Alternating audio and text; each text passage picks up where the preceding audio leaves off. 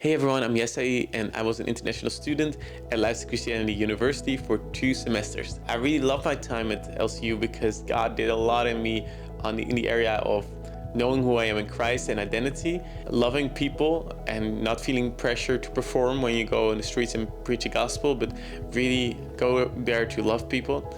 And knowing who I am in Christ, but also knowing that I'm righteous and I'm set free of my past and that I'm a completely new creation. Yeah, that's been really amazing revelations that I got in my time in America that I'm still living in and from. And yeah, it's really been a great time there. Before I was going to LCU, I was always thinking that I was meant to go into the business world because my parents had a business, and I was struggling when God told me to go to America and to leave all those plans behind. And I had not really identity apart from that. My identity was strongly anchored in that, and I really had to learn that my identity doesn't come from what I'm doing, but really from what God says about me. And this was a big part of what God was doing in me in this time that I was in LCU. And another thing that God really started doing was giving me so much compassion for people on the street.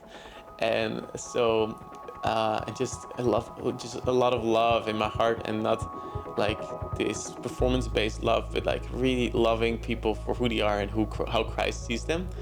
And so we were able to go into the streets of Dallas and preach the gospel to the homeless community there, and we just were able to share food with them and just love with them, music, the gospel, everything. And we saw amazing things happen. One of my favorite memories is that there was a lady and she had a lot of pain in her feet, and she could barely walk, and then we prayed for her and she was dancing around us and praising God.